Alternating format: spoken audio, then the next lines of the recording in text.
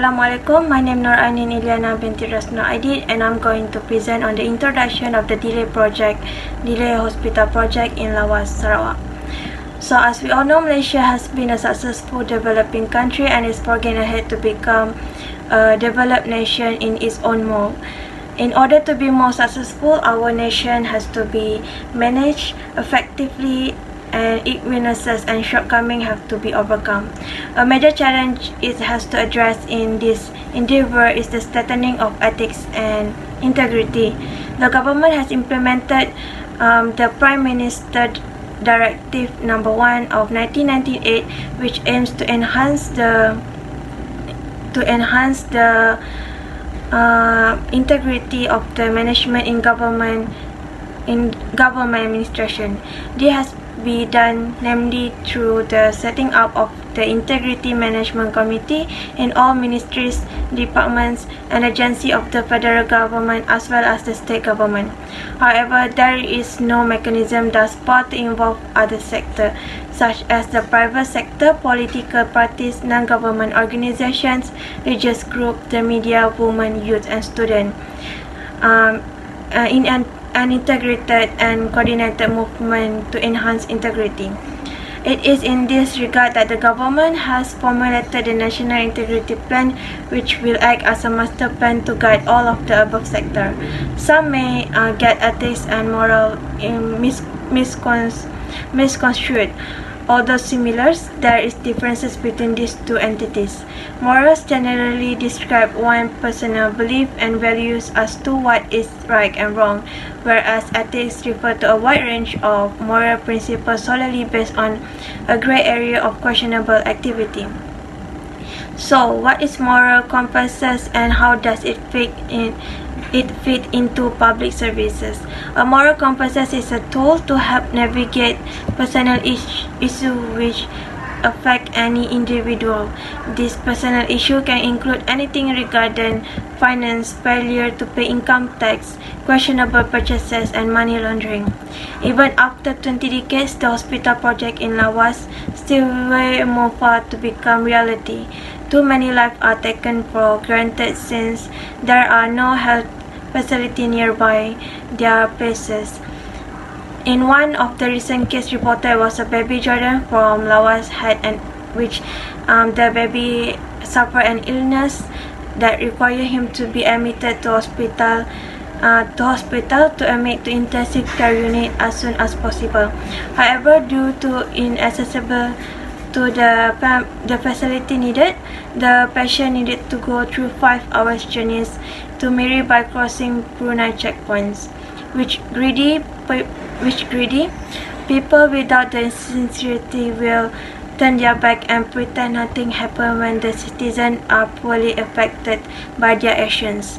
Therefore, the hospital project in Lawas should be reviewed and make the folks' dream to become true, to own a hospital in their places.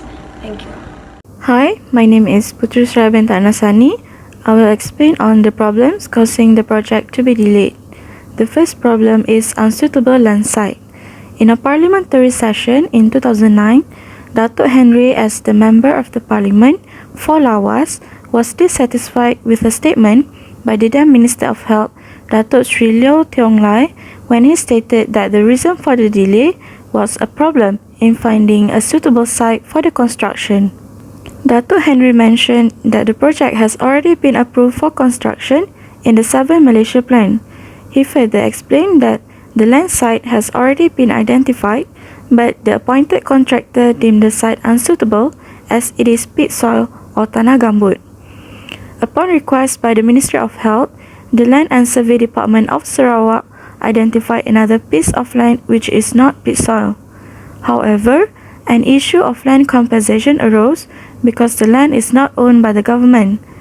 Therefore, the Ministry of Health reverted their decision and agreed upon the previous land provided by the state government.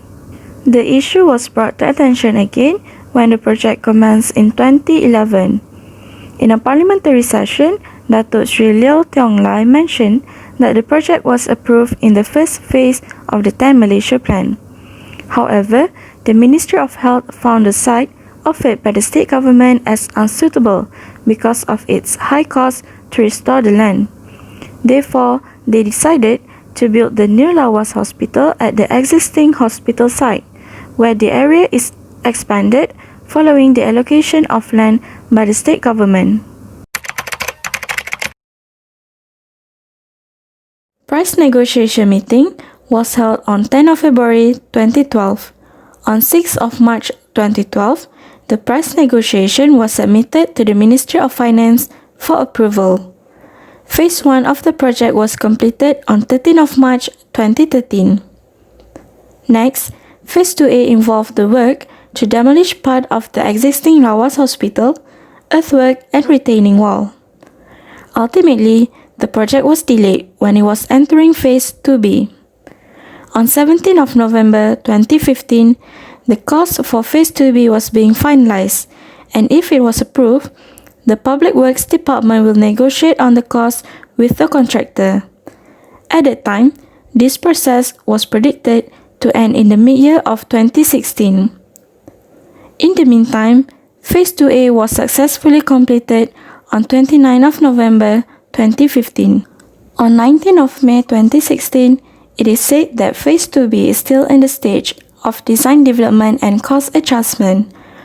The contractor at that time was the United Engineers Malaysia Berhad UEM under direct negotiation with the Malaysian Public Works Department or Jabatan Kerja Raya Malaysia JKR as the implementing agency. However, it is later confirmed that the cost negotiation with the contractor had failed.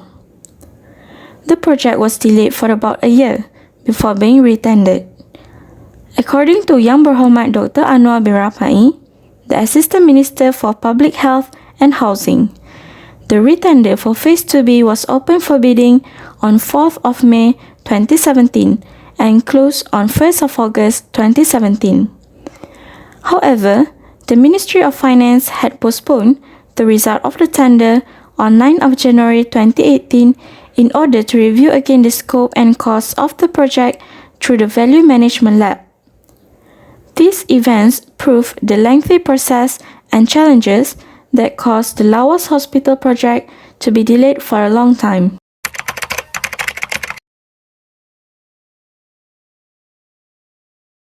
After the result of the first retender was postponed on 9th of January 2018, the 14th general election of Malaysia was held on 9th of May 2018.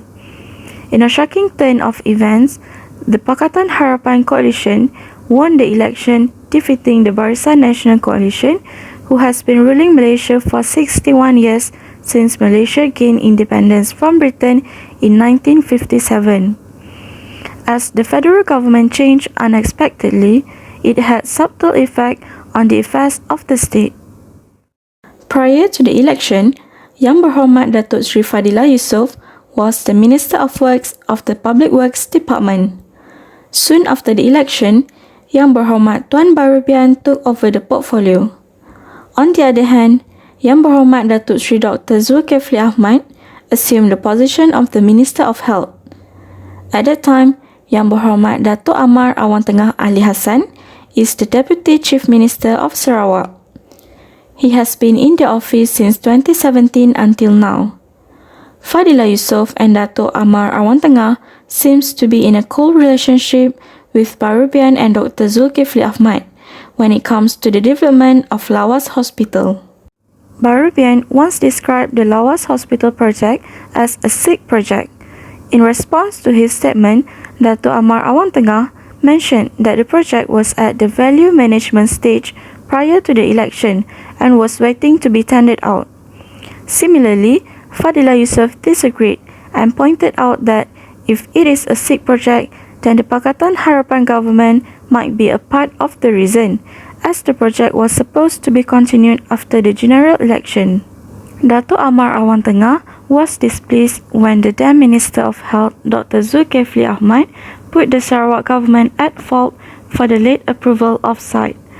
Datuk Amar Awang Tengah, as the Deputy Chief Minister of Sarawak, defended the state government by explaining how they have followed the Ministry of Health request 3 times.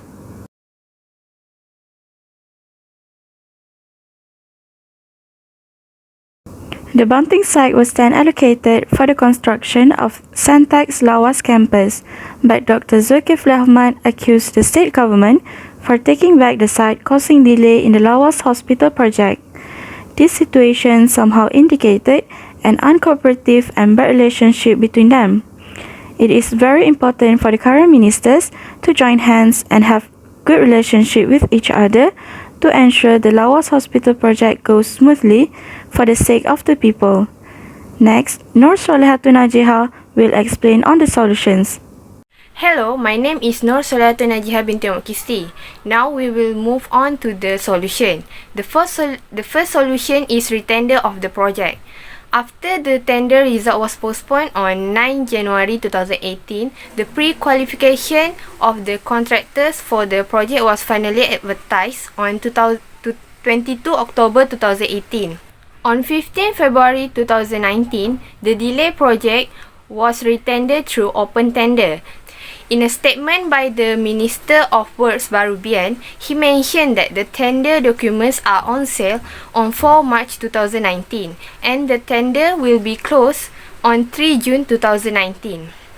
Tender evaluation was conducted in July 2019 and resubmitted by the Malaysian Public Works Department to the Ministry of Finance for approval in November 2019. The next month, the tender was approved by the Finance Ministry on 13 December 2019.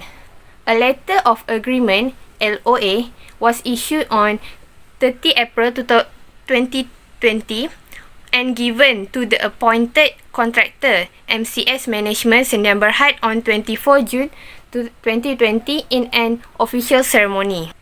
After long-awaited time, the Lawas Hospital project finally commenced on 30 June 2020 and estimated to be finished on 25 December 2023 within the period of 182 weeks.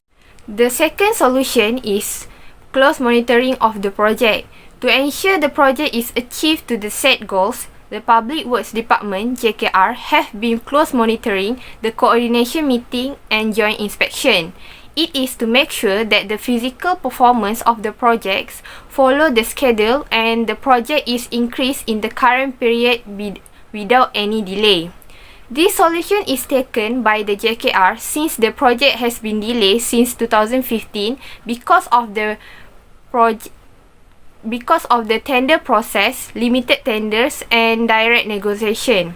Because of the issue, this project has been decided to implement through the open tender. After the issues arise, JKR has taken a proactive measure to prepare and implement the project by improving the monitoring performance in general and particularly the involvement of MOH.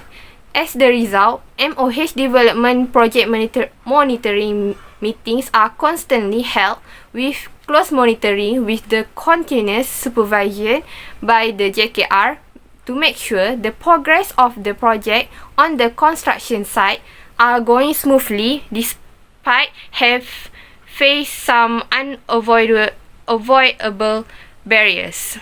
The last solution is improvement on management of the project. As the Lawas Hospital project tender have been approved by the Ministry of Finance, the project will be built by using the design and build method and a contractor have been appointed from the open tender via the process of pre-qualification. The federal government have been studying the best mechanism to improve the quality of health infrastructure and services, and most important is give a priority to cases that require of emergency treatment. As for that, Minister of Works Barubian have strictly instructed the contractor to complete the project within the specific time from 30 June 2020 until the end of 2023. This shows the improvement of management as the project have been carried out without any delay, as the project is to replace 50 years old hospital building which does not have any specialists or enough bed. That's all from me. Thank you. Assalamualaikum, I am Nurfatin Hanisah and I will be presenting on the recommendation. The first recommendation that can be taken into consideration is encouragement for full alignment of all parties. The planning and implementation of a mega project involves a large-scale network of stakeholders which make the purpose, interest and agenda of each party differ from one another. In spite of that, all parties need to have the same clear goals and share understanding of the vision and how to achieve the goals. Mega project always has a long lifespan. It is difficult to predict the success and failure, especially when the government change. This is because the new government usually has a lack sense of responsibility if the project was implemented by the previous administration. It should be stressed that even though the government changed, the administration still shares the same responsibility, which is to promote and ensure that the well-being of public is protected and secured. Same responsibility applies to the all tenders involved in the implementation of the mega project. Since government offers its full trust to the tenders, all parties involved in the mega project shall be trustworthy and carry out their duty and responsibility. The second recommendation is to establish a specific department that focus on the performance of mega project. There are many social development projects and plans that shall be monitored by the government, which surely will become out of hand. By establishing a specific department focusing on mega project, it can monitor them from the very beginning, which is the fundamental objective of the project, until the end and final outcome of the project. It can help the government to monitor the ongoing process meticulously, such as identifying the problem and issues, the quality of the performance, as well as the cost estimation of the project. Having a specific department that is in charge of specific project will allow them to perform specific technical requirement that is needed in the performance to achieve the objective of the mega project's implementation. For example, the department can provide appropriate contractual model and risk profile, determine the appropriate balance between schedules, cost and quality, and also produce a realistic cost estimation when implementing the mega project. In other words, by establishing a department to monitor specific project can help the government to ensure that the mega project is run according to the estimation and fulfill the purpose of the implementation. Lastly, government shall conduct an analysis of the ongoing and end result of the mega project. This is important to verify that the mega project development is going forward. Conducting analysis for mega project will allow the government to have a clear view of them, as they do not necessarily have the expertise or manpower that specialize to overview the uncertainty appearing in the mega project. Conducting analysis for mega project will show that the government is committed in finding and choosing capable contractors. Consequently, all private sector that involved in the project will be urged to complete their tasks properly, as they are aware of being monitored by the government. They will fully committed in finishing their work, as giving the best will open the opportunity for them to work in government's project again in the future. That's all from me. Thank you. So, in conclusion, what can be summed up here, the weakness in hospital construction management at Lawas is one of the causes of this project being disrupted over the years. This is because the weakness in the management of financial resources by the previous government have had a negative impact on the development that should have been completed long ago. Besides that, the problem that exists on construction sites, such as work program management in comparing tender and finding talented architects, have also influenced many problems in terms of time, including leading to complacency taking a long time. So this is because the delay in the project will give a risk not only to lose money but also forced to take years. With this in effect, it can risk increasing that cost the project. Hence, improvement in the way of discussion should be done properly and seriously to obtain the best coordination in managing a construction project.